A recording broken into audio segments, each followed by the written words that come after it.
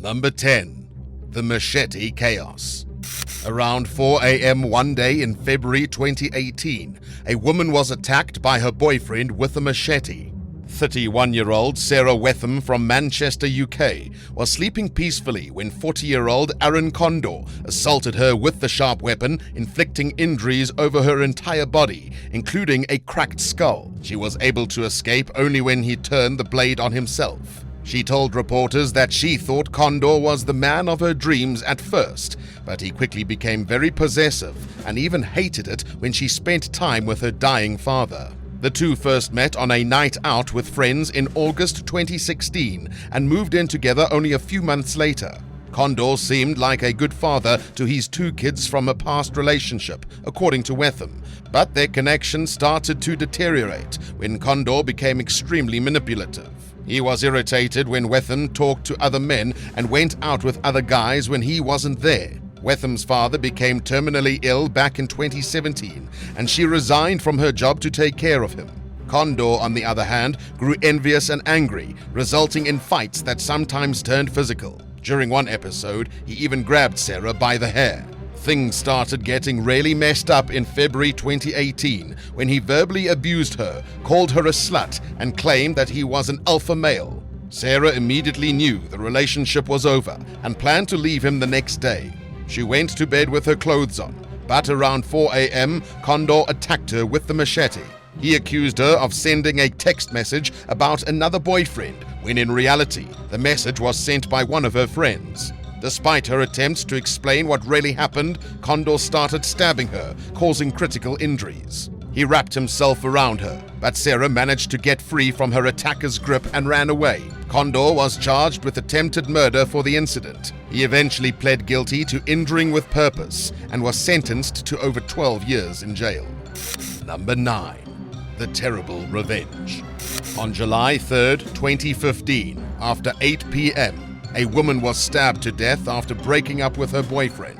22-year-old Jordan Taylor was accused of viciously beating and killing 21-year-old Laura Davies in Pitsea, Essex, where the woman used to work. According to the prosecution, Taylor was suddenly overcome with rage after Davies ended their relationship. Apparently, he followed her through her workplace and repeatedly stabbed her in a frantic attack. She was wounded 18 times in her face, 25 times in the arms, 15 times in the chest, 14 times in the legs, 8 times in her back, and 3 times on the back of her head, according to court evidence. The prosecution described this in 2 words: terrible revenge. Taylor is said to have crouched over the woman's body, stabbing her while she was screaming for him to get off. According to reports, his attack was so brutal that the knife taken from the crime scene became bent at a 45-degree angle after the assault. At one point, the action drew to a halt and a man appeared kneeling over Davies' body. Later, the man, who was identified as Taylor by the prosecution, was seen carrying Davies' body away. In her place, the murderer put a large green bucket on her to cover up the blood. She was rushed to the hospital, but still passed away at 10:27 p.m. after giving into her wounds. Jordan Taylor was sentenced to life in prison with a minimum of 23 years in jail on a first-degree murder charge. Number 8. Shot too soon. On July 31st, 2022, a young man was shot and killed by his ex-girlfriend's father after he tried to break into their home. The incident was caught on a Ring doorbell video camera. The footage showed 2 people, Stacey Duckrow and her daughter Alison Duckrow, going toward their front door. A vehicle then pulled into the driveway behind them as they went inside the house. Alison's ex-boyfriend, 22-year-old James Rail, came up to the front door not long after. Rail's ex-girlfriend told police that the relationship ended a year and a half before that night and that her ex tried to contact her by voicemail the previous night. The footage then shows Rail attempting to open the door while being shouted at by the people inside. Despite Stacey telling him that her daughter doesn't want to talk, he persisted. He started to slam his shoulder into the door to break it down, and despite their efforts to stop him, the man didn't respond and continued with his attack. The ex-girlfriend immediately dialed 911 for help. During all the chaos, Alison's dad, 52-year-old Mitch Duckrow, threatened Rail with a gun. When Mitch fired 3 rounds toward him, Rail had already managed to break open the door and was making his way back down the driveway. He ended up collapsing around the corner of the garage and died from 3 bullet wounds. An autopsy revealed that he was hit in the left and right shoulders and fatally in the back. The Shelby County Sheriff's Office and the Sydney Police Department investigated the event, which revealed that the door's deadbolt was still secured, but the lock casing was broken. This meant that Rail had successfully broken in. 3 bullet holes were found in the door's glass window, as well as all 3 hollow point 9mm cartridges, and the weapon used was still inside the house, which meant he had shot before the assailant had even entered. On August 4th, a jury decided not to charge Mitch with murder, since he attacked out of self-defense and concern for his family. Number 7. No moving on. On October 18th, 2020, a man shot at his ex-girlfriend through a car window after he saw her with her new man. The shooting happened on the Northwest Freeway near Spring Cypress, while 24-year-old Della Garza was traveling with her current boyfriend. According to the unnamed man's account, the ex-boyfriend, 21-year-old Man Austin Hayes, followed them and shot through the back window, hitting the woman right in the head.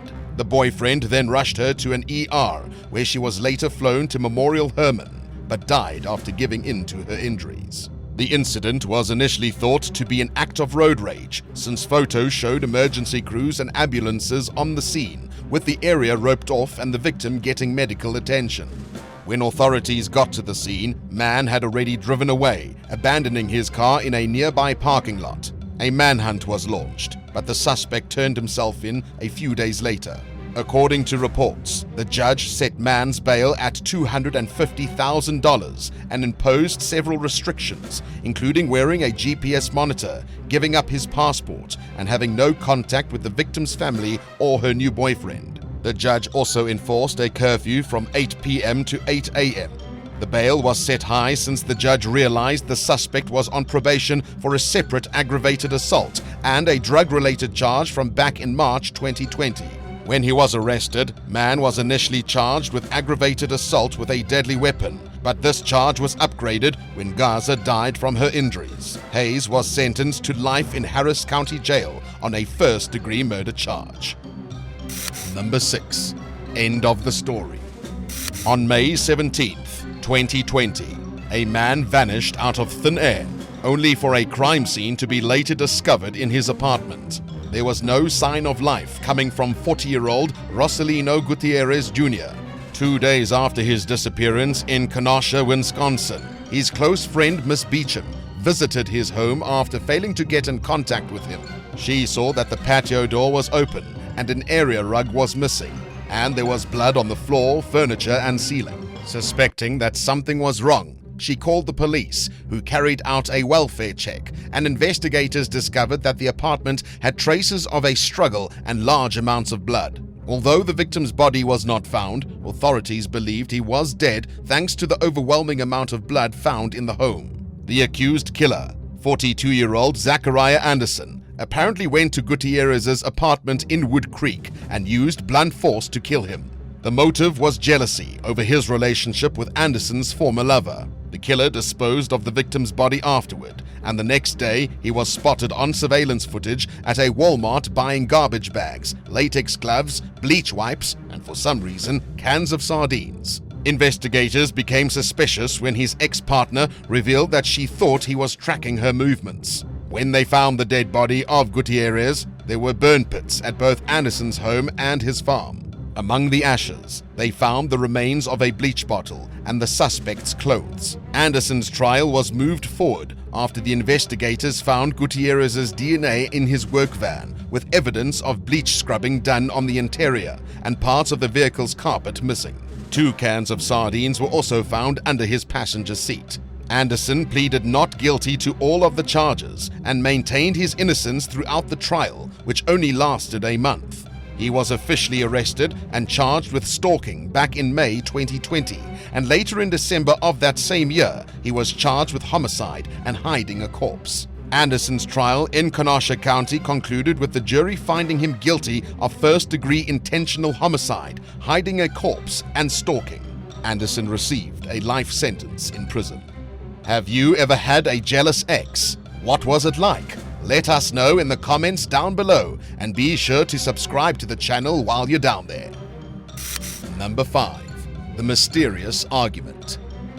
On August 4th, 2018, a teenage girl went missing, only for her dead body to be found a month later in the desert.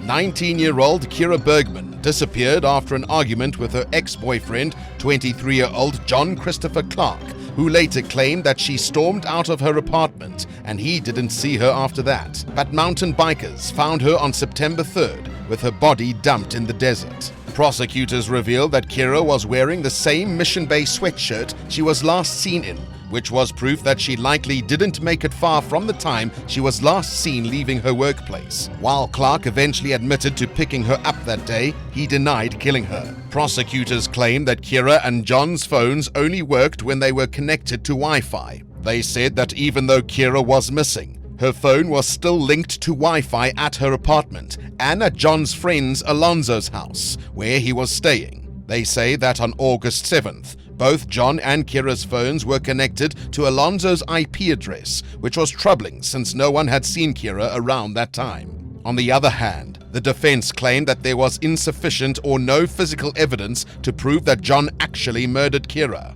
They added that no cause of death was officially determined and no gunshot, stab wounds, or blunt force trauma was discovered on Kira's body. What's more, the defense attorney said that no incriminating material was found in John's car or at the couple's apartment. Prosecutors accused John of second-degree murder of his ex-girlfriend, since according to them, he was pretending to be her by sending text messages from her cell phone. During the closing remarks in court, prosecutors focused on the gaps between Clark's statements and the phone records. In the end, there wasn't enough evidence to back the prosecution's claims. Nothing connected him to the crime, so Clark was found not guilty of second-degree murder and tampering with physical evidence in Bergman's death. Do you think the authorities should have looked deeper into this case to find more evidence?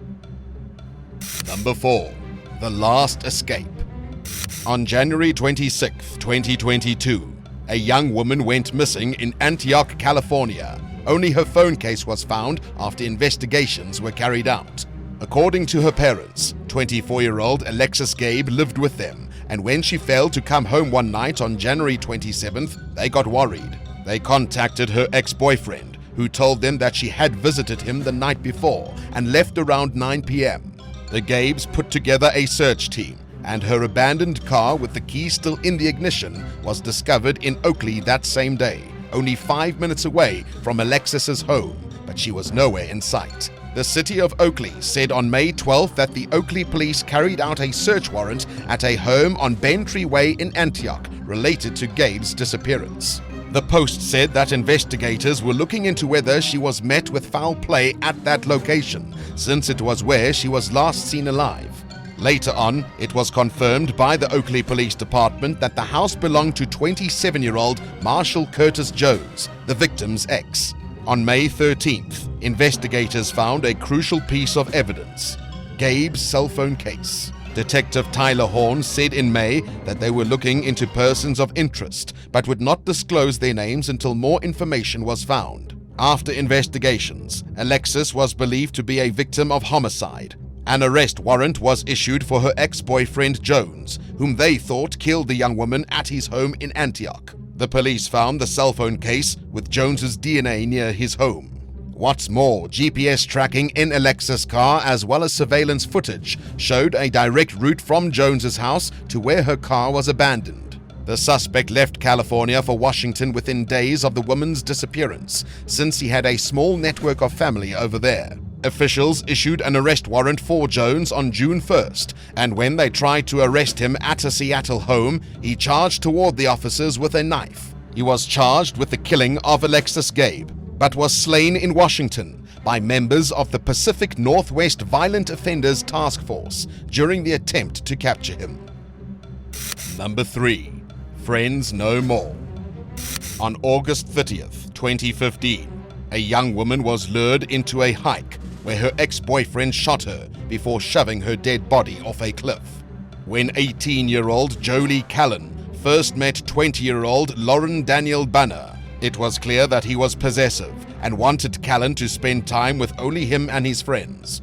He became increasingly jealous as the time went on, and even though Callan tried to break up with him before, he always threatened to take his life every time she tried to leave.